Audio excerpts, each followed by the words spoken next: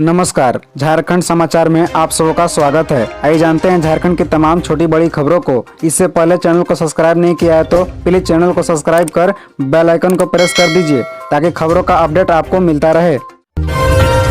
1000 करोड़ी पंकज मिश्रा के एक और करीबी पर ईडी का शिकंजा, जानिए कौन है। दरअसल बता दें कि साहिबगंज में 1000 करोड़ रुपए के अवैध खनन व परिवहन से जुड़े अर्जित अवैध कमाई की मनी लॉन्ड्रिंग में ईडी के रडार पर आलोक रंजन नाम का व्यक्ति भी आया है। गोड्डा का रहने वाला आलोक रंजन खुद को भाजपा का करीबी बताता है, लेकिन उसके कारोबारी संबंध जेल में बंद बरहेट विधायक प्रतिनिधि पंकज मिश्रा से रहे हैं। आलोक रंजन की भूमिका की पड़ताल अब ईडी कर रही है। 6 अप्रैल को ईडी के अधिकारियों के साथ साहिबगंज जिला प्रशासन की टीम ने आलोक रंजन के भाई राकेश रंजन की कंपनी बंदना स्टोन वर्क्स की साइट पर भी सर्वे किया था।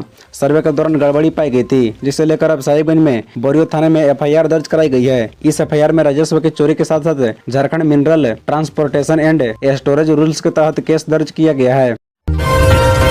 सुनिए ओबीसी आरक्षण पर आंदोलन की आहट, खूंटी में सुगबुगाहट, होगा राज्यव्यापी प्रभाव। बता दें कि स्थानीय खूंटी क्लब परिसर में रविवार को झारखंड राज्य पिछड़ा वर्ग संघर्ष समिति की खूंटी जिला शाखा की बैठक जितेंद्र कश्यप की अध्यक्षता में हुई। इसमें पिछड़ा वर्ग ओबीसी के अंतर्गत आने वाले जाति के लोग शामिल हुए। राजेंद्र प्रसाद ने कहा कि ओबीसी का आरक्षण में 5 जिलों में शून्य कर दिया गया है। यह सोची समझी साजिश के तहत के अनुसार किया गया है। उन्होंने इसकी निंदा की, कहा कि आरक्षण प्राप्त नहीं होने के कारण शिक्षा नौकरी में भारी नुकसान उठाना पड़ेगा। इस कारण अविलंब सरकार तक आवाज पहुँचाने की आवश्यकता है। बैठक में राजेंद्र प्रजापति ने कहा कि सरकार ने ओबीसी के लोगों को छलने का काम किया है। झारखंड ने 5 जिलों में ओबीसी की संख्या शून्य दर्शाई है, जो गलत है। उन्होंने इसका निंदा की। उन्होंने कहा कि हमें एकजुट होकर सरकार तक अपनी आवाज पहुंचानी होगी। मनोज कुमार ने कहा कि वह भी ओबीसी हैं। उन्होंने इसकी सूचना केंद्रीय मंत्री अर्जुन मुंडा को दी थी। उन्होंने इस संबंध में केंद्र के मंत्री से बात की है। उन्होंने कहा कि यह मामला विधानसभा में भी उठाया गया था।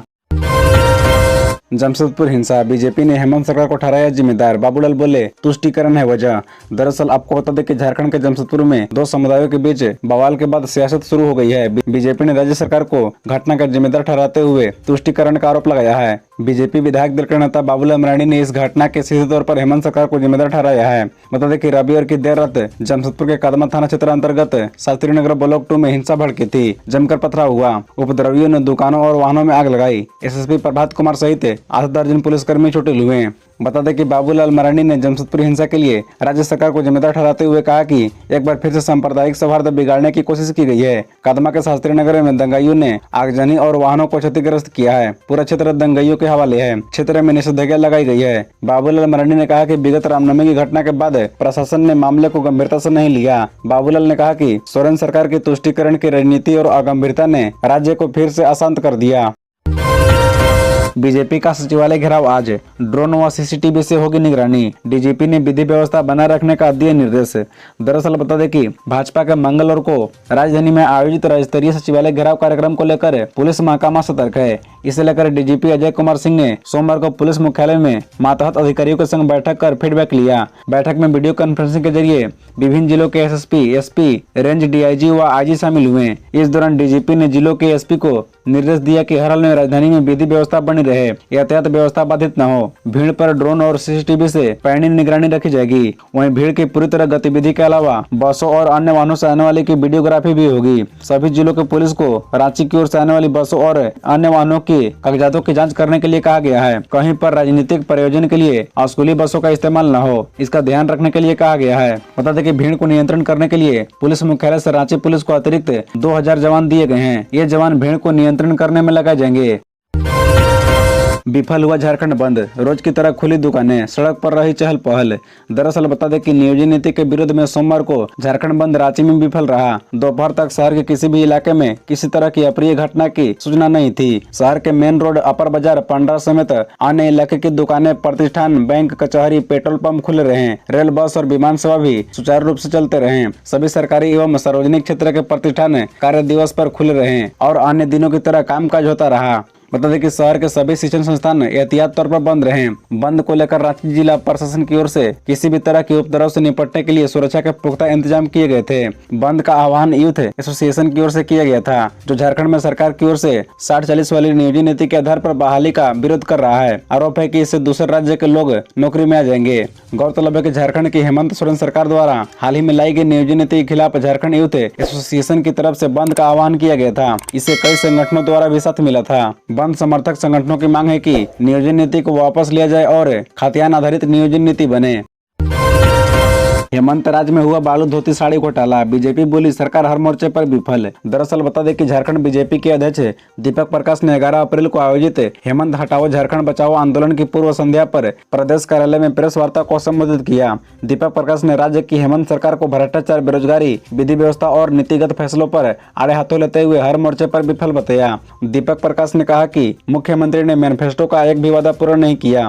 प्रतिवर्ष 5 लाख नौकरी और बेरोजगारी भत्ता देने का वादा था, लेकिन हकीकत यह है कि 3 साल के यूपीए कार्यकाल में महज 337 लोगों को नौकरी मिली। राज्य सरकार को विधि व्यवस्था के मोर्चे पर विफल बताते हुए दीपक प्रकाश ने कहा कि बलात्कार की घटनाएं शर्मसार करती है। आदिवासी, दलित और पिछड़ा जाति की बहनों के साथ दुष्कर्म होता है। वहीं सीएम कहते हैं कि ऐसा तो होता रहता है। राज्य की हत्या की दर 6.02% है। नक्सलवाद लौट आया है। ट्रांसफर पोस्टिंग का खेल चल रहा है। बिचौलिए के घर में फाइल का निपटारा होता है। उन्होंने कहा कि विकास के पैमाने पर यह निष्कृष्ट सरकार है।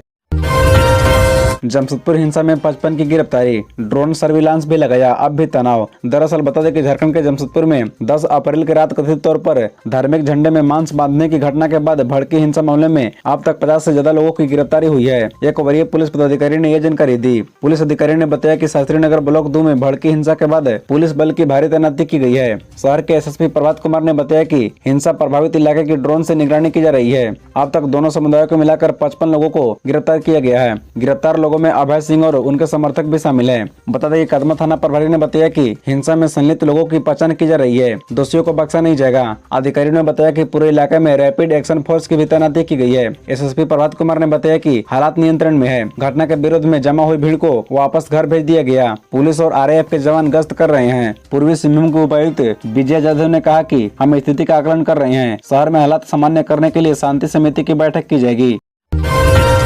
10 लाख से अधिक लोगों ने लिया पीएम मुद्रा लोन। झारखंड में लोन लेने में राजधानी रांची अव्वल, महिलाओं की भागीदारी 20% से भी कम। दरअसल बता दें कि केंद्र सरकार की ओर से स्वरोजगार को बढ़ावा देने के लिए शुरू किए गए पीएम मुद्रा लोन का लाभ राज्य के 10 लाख से अधिक लोगों ने उठाया है। यह लोन लेने वालों की संख्या राजधानी रांची में सबसे ज्यादा है, जबकि इस लोन को लेकर स्वरोजगार करने में महिलाओं की भागीदारी नहीं के बराबर है। एसएलबीसी के आंकड़े को देखें तो महिलाओं की भागीदारी 20% से भी कम है, जबकि पुरुषों की संख्या सबसे ज्यादा है। पीएम मुद्रा लोन के तहत 3 कैटेगरी में लोन दिए जाते हैं। इसमें पैसे भी निर्धारित है। पहला श्रेणी शिशु श्रेणी कहलाता है। इस कैटेगरी में 50,000 तक लोन मिलते हैं। दूसरी श्रेणी किशोर श्रेणी होती है। इसमें 50,000 से 5 लाख रुपए तक का लोन मिलता है। तीसरी श्रेणी तरुण श्रेणी होती है। इसमें 5 लाख से 10 लाख तक का लोन मिलता है। झारखंड में अब तक 5,147 करोड़ रुपए के लोन दिए जा चुके हैं। एसएलबीसी के आंकड़ों के अनुसार राज्य में शिशु श्रेणी लोन सबसे ज्यादा दिए गए हैं।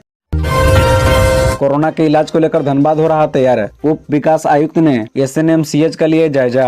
वार्ड में प्लांट, पंखा से लेकर ऑक्सीजन पाइप दुरुस्त करने का दिए निर्देश। दरअसल बता दें कि कोविड संक्रमित मरीजों का सुचारू रूप से इलाज कराने तथा अस्पतालों में व्यवस्थाओं को दुरुस्त करने के निर्देश के बाद कल धनबाद जिले के उप विकास आयुक्त ने धनबाद स्थित Shaheed Nirmal Mahato medical college and hospital का जायजा लिया। इस दौरान उप विकास आयुक्त शशि प्रकाश सिंह ने आईसीयू, पीईएस, ऑक्सीजन प्लांट, रसोई घर, ऑटोमेटिक रोटी मेकिंग मशीन, लॉन्ड्री रूम, दवाइयों का स्टोर रूम इत्यादि विभागों का बारीकी से निरीक्षण किया। निरीक्षण के दौरान उन्होंने अस्पताल प्रबंधन को सभी वार्ड में लाइट, पंखा को दुरुस्त करने, जिस बेड के पास ऑक्सीजन पाइपलाइन का कनेक्शन नहीं है वहां ऑक्सीजन सिलेंडर रखने, खाली ऑक्सीजन सिलेंडरों को रिफिल कराकर रखने, पीएम केयर से आए पीएस ऑक्सीजन प्लांट को चालू स्थिति में रखने, जहाँ पीएस ऑक्सीजन प्लांट के कनेक्शन नहीं है वहाँ शीघ्र कनेक्शन करने का निर्देश दिया। जेल में बंद पूर्व विधायक संजीव सिंह की तबीयत बिगड़ी। सीने में दर्द की शिकायत के बाद अस्पताल में कराया गया भर्ती। सुरक्षा का पुख्ता इंतजाम। दरअसल बता दें कि धनबाद के पूर्व विधायक संजीव सिंह की तबीयत अचानक खराब हो गई। धनबाद मंडल कारा से उन्हें आनंद फानंद में Shaheed Nirmal Mahato medical college and hospital में भर्ती कराया गया। उनकी स्थिति गंभीर बताई जा रही है। जेल सूत्रों की माने तो झरिया के पूर्व भाजपा विधायक संजीव सिंह के सीने में अचानक तेज दर्द उठा, जिसके बाद जेल अस्पताल के डॉक्टरों ने उनका प्राथमिक उपचार किया और गंभीर स्थिति को देखते हुए उन्हें एसएनएमसीएच भेज दिया। भारी सुरक्षा के बीच पूर्व विधायक संजीव सिंह का इलाज चल रहा है। मालूम हो कि पूर्व विधायक संजीव सिंह पूर्व डिप्टी मेयर नीरज सिंह की हत्या के मामले में जेल में बंद है। संजीव सिंह की तबीयत बिगड़ने की सूचना मिलने पर उनकी पत्नी भाजपा नेत्री रागिनी सिंह अपने समर्थकों के साथ एसएनएमसीएच पहुंची। खबरों से जुड़े रहने के लिए चैनल को सब्सक्राइब, वीडियो को लाइक एवं एक दूसरे से शेयर जरूर करें। धन्यवाद।